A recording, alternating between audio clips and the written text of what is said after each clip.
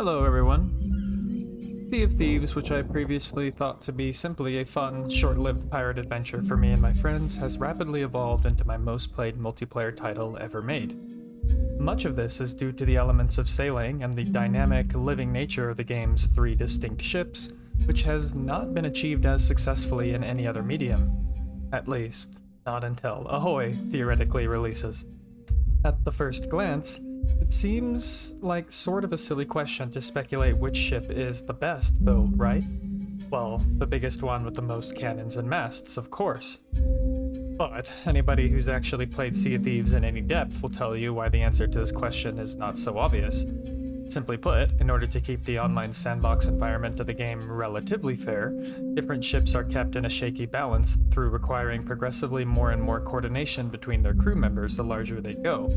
Meaning that, for instance, a sloop can take good advantage of its simplicity and ease of sailing in order to get the upper hand on a larger boat, whose crew can be more easily thrown into chaos as things start to go south, assuming that the sloop doesn't get shredded in the first broadside, of course.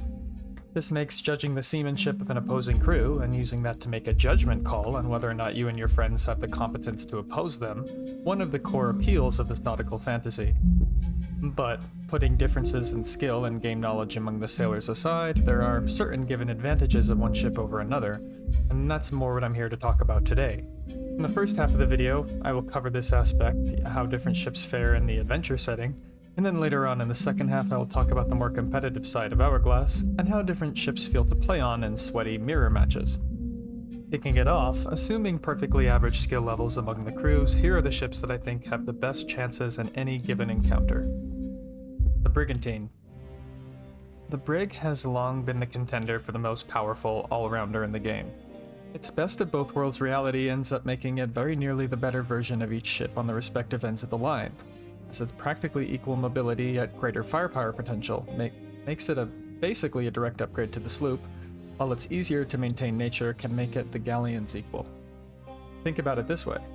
Since the Gallion does have 2 more cannons per side, but only 1 more crewmate than the Brig, it can't often take advantage of its on-paper firepower advantage, because once the ship starts taking damage and combat gets more complicated, one of the 4 probably needs to be watching the helm and sails, while another needs to be down in the belly of the ship repairing, leaving only 2 free hands on cannons most of the time anyways.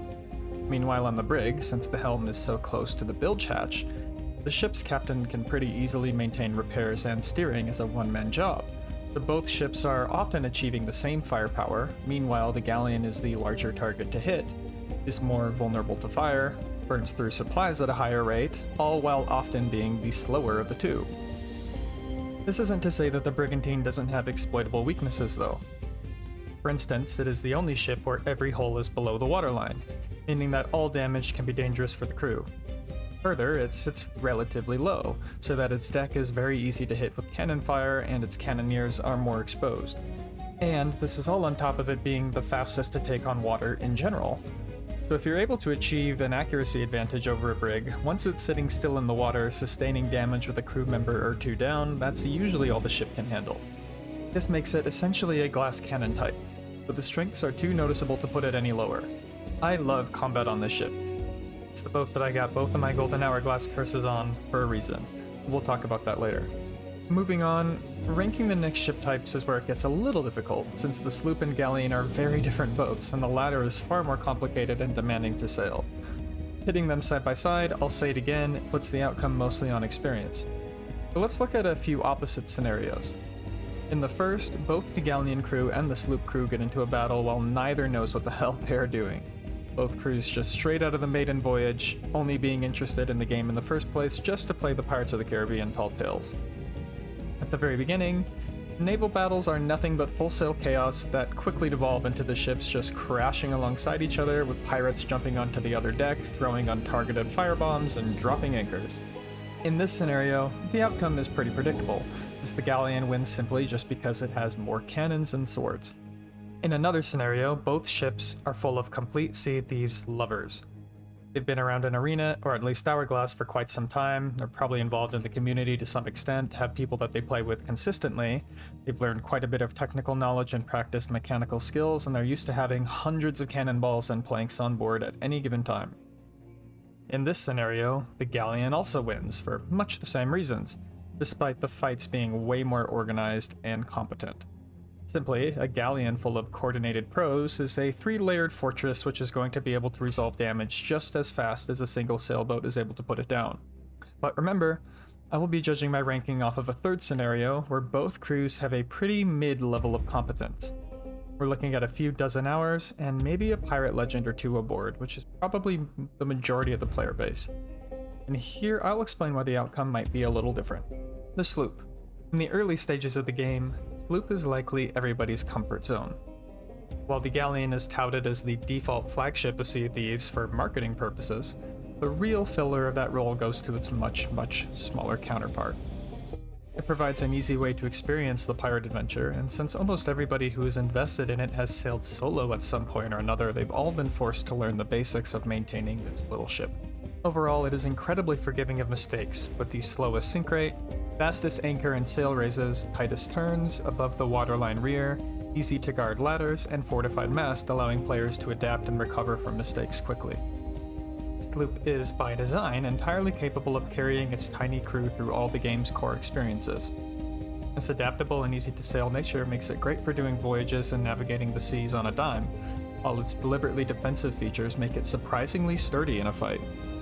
A duo of experienced Sloop players is going to be especially resilient, usually at least being able to sustain a losing battle long enough to safely flee. No wonder why, if you scroll through Sea of Thieves YouTube, you'll find that the vast majority of the content comes from a slooper's perspective. The ship just leaves so much up to player control. There's not a lot that it can't do, even if it means that most crews are going to find themselves getting picked off by passing Brigantines every now and then. The Gallion. Meanwhile, if you take any typical pirate who is used to primarily the sloop and stick them on a galley, they are probably going to feel overwhelmed and disoriented by contrast. Suddenly, everything takes far more planning. Keeping a decent cannon angle is going to require coordination between the helm and probably 2 others to handle the cumbersome sails. Getting water out of the bilge is going to necessitate that players have learned unintuitive great bailing strategies. Otherwise, repairing significant damage can quickly devolve into a full crew effort, with clambering pirates zigzagging up whole flights of stairs to toss water out. Somebody is able to get aboard, which is more likely than you think, given A, the probable confusion between the crew, and B, the fact that the on point of the ladder is the furthest from the deck, meaning the hardest to hear. The subsequent anchor drop can be especially difficult to handle, quickly turning the magnificent ship into a rooted, massive target.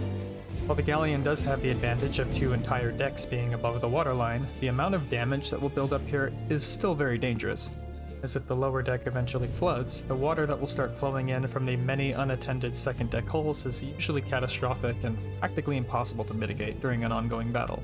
This all being said, assuming that the crew is capable of setting up a good starting position, Galleons are strongest at the beginning of the fight when maximum hands are able to fire the ship's 4-cannon broadside, and the triple-decked design is able to buy time from incoming damage. But if these advantages aren't able to be capitalized on, chances are that the supply-hungry, coordination-demanding ship isn't going to be able to keep up with the battle of attrition that's going to follow. As a result, Galleon runners are a far more prevalent phenomenon than one might predict. And here explains why the average sloop is probably a stronger fighter than the average Galleon, simply due to just a vast difference in comfort and familiarity. The Galleon, while seeming like it gives a lot of straightforward advantages on paper, takes a ton of team practice to get right. Hell, even my crew is far from having it down. Our Hourglass sink rate on a Galleon is pretty pitiful. On that note, since we're here, I will now take time to cover how these ships fare in the Hourglass setting. This isn't so much a ranking, but more just an overview of what you can expect from each, and whether or not different playstyles emerge from the weight classes of ships. Solo Sloop. I have a lot of time spent on Solo Sloop and Hourglass, probably more than with a duo. I can say that being just by yourself can be a double-edged sword. On one side, you don't have to rely on anybody else for your chances to win, while on the other side, you don't have anybody to lighten what is sometimes a pretty frustrating and stressful experience. One of the most difficult parts of solo Hourglass is how long matches can take, mostly because boarding becomes a very risky endeavor, since of course you have to leave your ship unattended. Oftentimes when on broadside, the losing ship will just drop sail and speed on out, And assuming you have some damage yourself, you can't really just fire out and try to drop their anchor, so chain shot accuracy is really vital. With all of this naval tedium, it's not uncommon for people to try to lean entirely into the boarding strategy, by just sailing their ship in circles away from yours and continually trying to get aboard and spawn camp you. Well, you either get tired and leave, or they succeed in sailing your ship out of bounds. An annoying, but admittedly valid strategy, that they can keep the instigator's ship completely out of harm's way. Regardless, despite these unique challenges, solo Hourglass can be a really rewarding experience, able to build a lot of skills and confidence in a player who learns to do well. Duo Sloop. The fully crewed sloop is probably viewed as the most competitive Hourglass experience.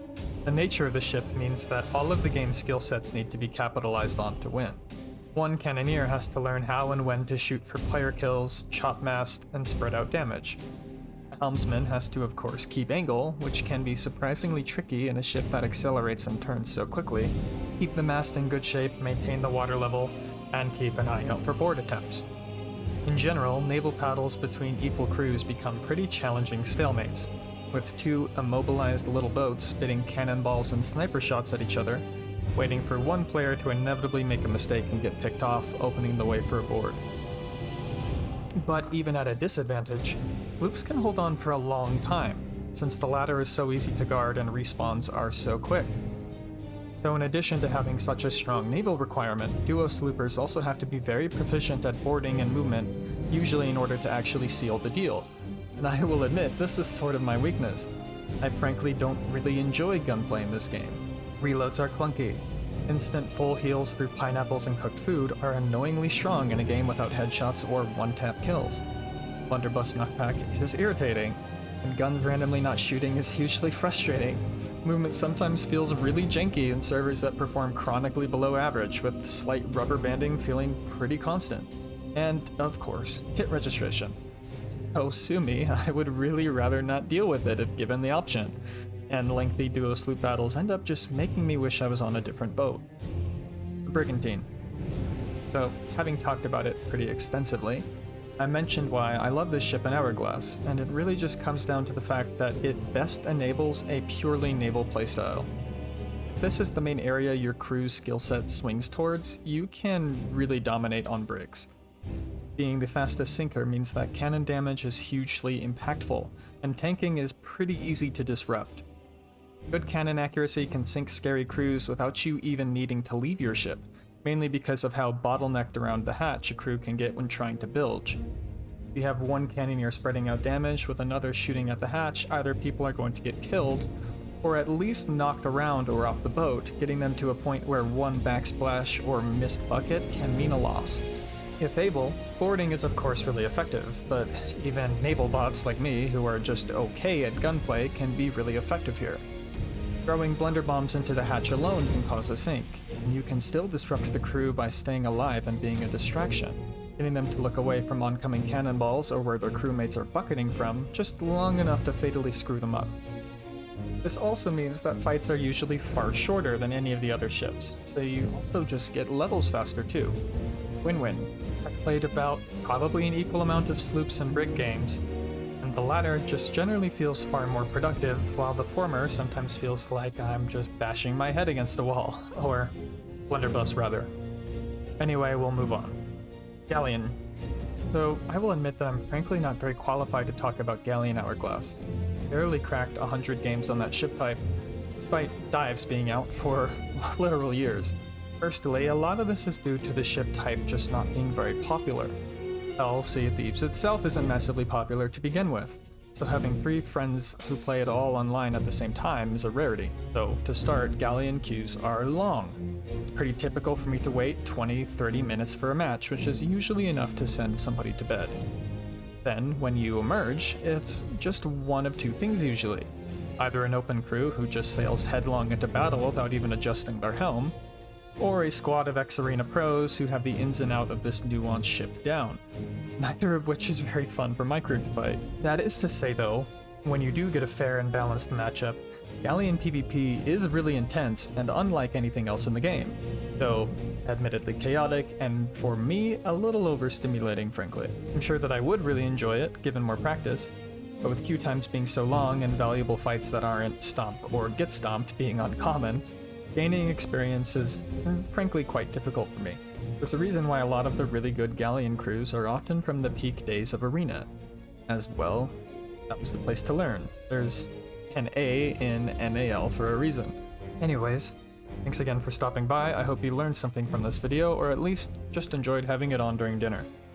For those who have seen some of my earlier content and have interacted with me, I am officially out of college now, and feeling like there's way more time to work on videos now that it's just a job I have to worry about, not a job and school. So hopefully I'll see you all around a bit more often. See you in the next one, or on the seas.